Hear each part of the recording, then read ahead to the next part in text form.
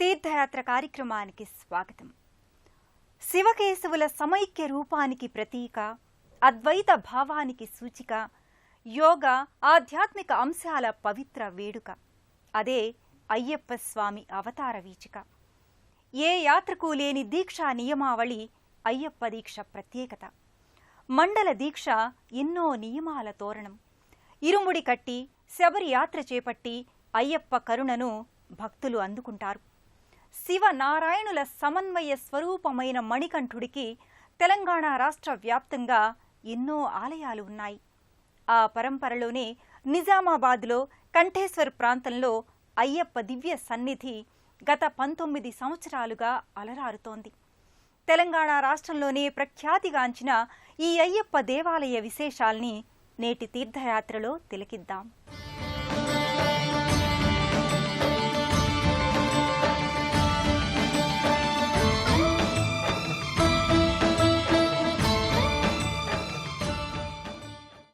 అఖిల భువన దీపం భక్త చిత్తాబ్దసూనం సురగణముని సేవ్యం తత్వమస్యాది లక్ష్యం హరిహరసుతమీశం తారక బ్రహ్మరూపం శబరిగిరి నివాసం భావయే భూతనాథం.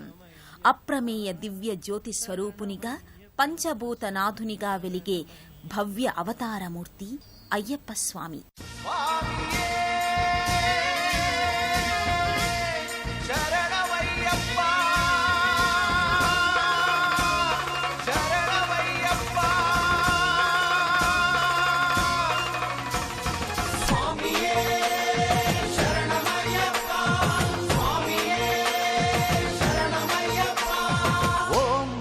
అయ్యప్ప వందనమయ్యా అయ్యప్ప,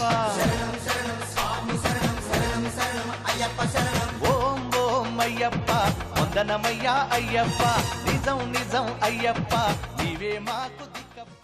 సంపూర్ణ జ్ఞానానంద రూపధారి అయ్యప్ప స్వామి పానవట్టంపై శివకేశవుల సమ్మేళనానికి చిహ్నంగా స్వామి దర్శనమిస్తాడు. కుడి చేతిని చిన్ముద్రగా ప్రదర్శిస్తే ఎడమ చేతి చిటికిన వేలు వయ్యారపు వంపుగా ప్రకటితమవుతుంది. తిరునామం నుదుటున దాల్చి భస్మలేపాన్ని శరీరమంతా అలుదుకొని తులసిమాల రుద్రాక్షమాలికలతో హరిహర అద్వైత రూపునిగా శంకర నారాయణుల ఏకీకృత సూచికగా స్వామి దర్శనమిస్తారు. గర్భాలయంలో పంచలోహమూర్తిగా చిన్మయ చిదానంద సంభరితునిగా మణికంఠుడు మహా తేజస్సుతో భాసిల్లుతాడు.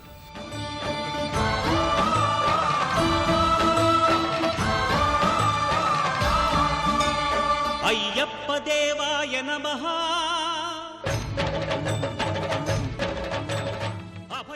కేరళలో వెలసిన అయ్యప్ప తెలుగువారి ఇంటింటి దైవంగా విలసిల్లుతున్నాడు. సంపూర్ణ అలంకార సుశోభితంగా పుష్పమాలికల సమన్వితంగా పట్టు వస్త్రాల శోభస్కరంతో స్వామి వెలుగొందుతాడు.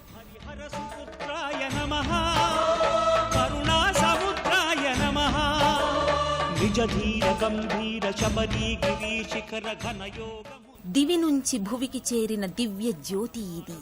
ఇలా వెలసిన పుణ్యస్థలి ఇది. మహిమోపేతుడు మణికంఠుడు ఆకృతి దాల్చిన నెలవు ఇది.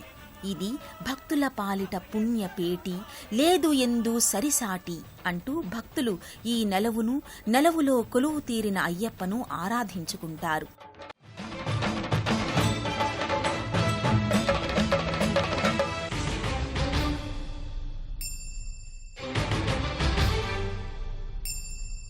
పద్దెంది పడిమెట్ల పైకెక్కి గుడికేగు భక్తులకు ఎదురొచ్చే బంగారు స్వామి.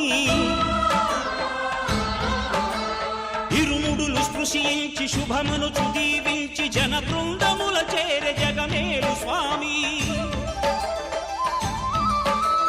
తన భక్తులొనరిల్చు తప్పులకు తడబడి ఒక పక్క ఒరిగెన ఓంకారమూర్తి.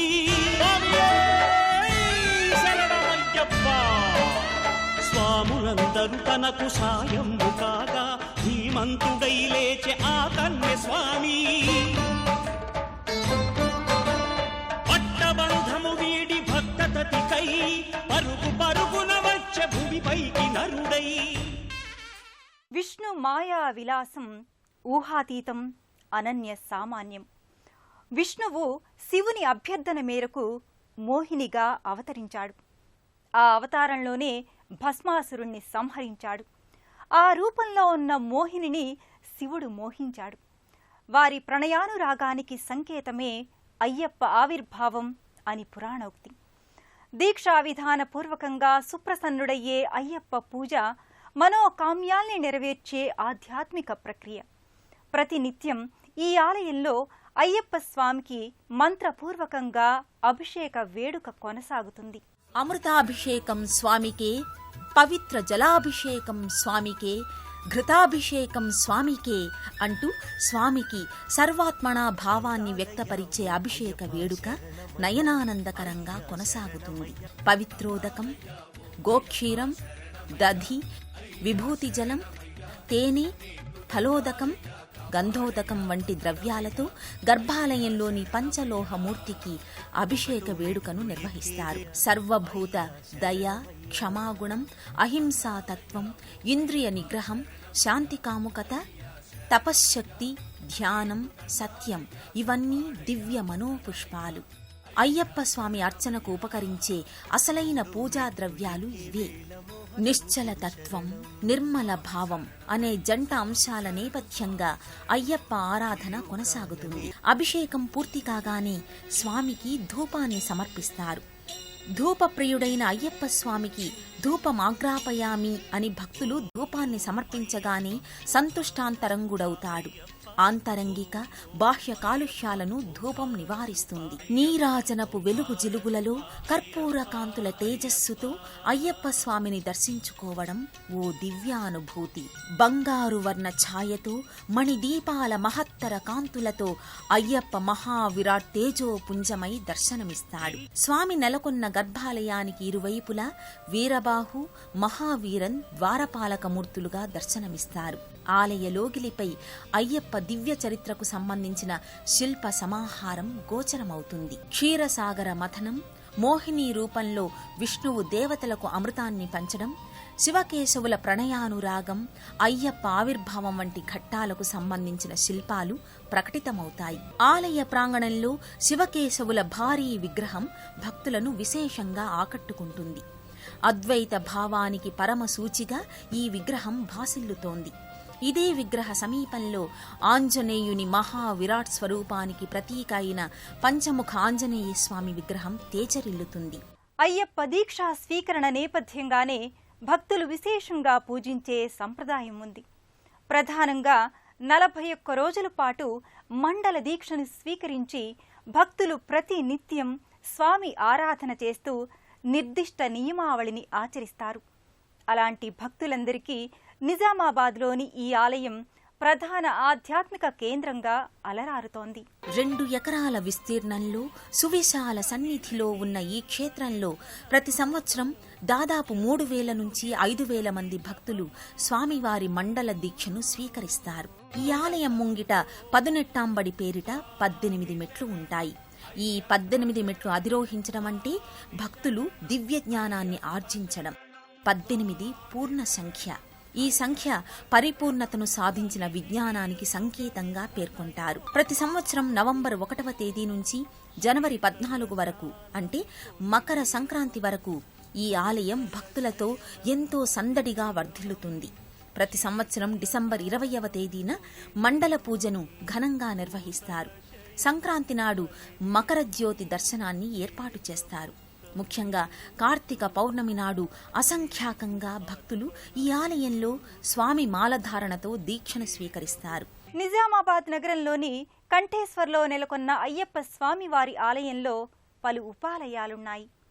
శివ పరివార దేవతలతో పాటు శబరి శిఖరాన ఉన్న రీతిలో పలు ఆలయాలు ఈ సన్నిధిలో కూడా నెలకొని ఉంటాయి. ప్రధాన దైవమైన అయ్యప్పను దర్శించుకున్న తర్వాత భక్తులు ఉపాలయాల్ని సందర్శిస్తారు. కర్మఫలాన్ని బట్టి ఐహిక, ఆముష్మిక ఫలితాలను అందించే శనీశ్వరుడు ఈ ఆలయంలో ప్రత్యేకంగా ఉపాలయాన కొలువుతీరి ఉంటాడు. రవిపుత్రుడు, యమాగ్రజుడు అయిన శని భగవానుడు నిష్పక్షపాత కర్మ ఫలప్రదాత. భక్తులు శనీశ్వర స్వామిని దర్శించుకుని తిలలు తైలాన్ని భక్తిపూర్వకంగా సమర్పిస్తారు. అయ్యప్ప ఆలయ ప్రాంగణంలో లక్ష్మీనారాయణుల దివ్య సన్నిధి అలరారుతోంది.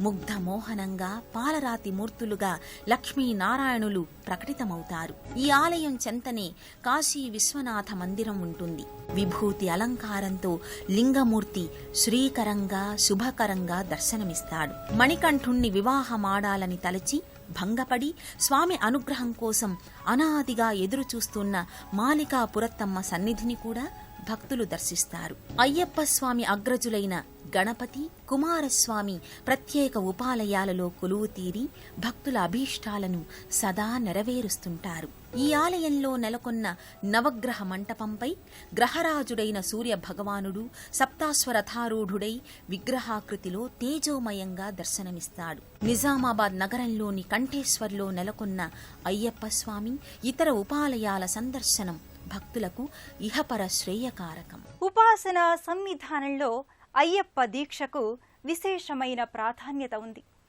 పరమ పునీతమైన జీవనం గడపడానికి, నియమబద్ధ జీవితం అవలంబించటానికి, ఉత్తరాయణ పుణ్యకాలాన్ని నిష్ఠగా సద్వినియోగం చేసుకోవడానికి అయ్యప్ప ఆరాధన ఉపయోగపడుతుంది. కుండలిని శక్తి అయ్యప్ప దీక్ష స్వీకరణ వల్ల ప్రచోదనమవుతుందని యోగశాస్త్ర ప్రకారం చెబుతారు. అలాంటి అయ్యప్పను స్వామియే శరణం అయ్యప్ప అంటూ సంకీర్తన చేద్దాం.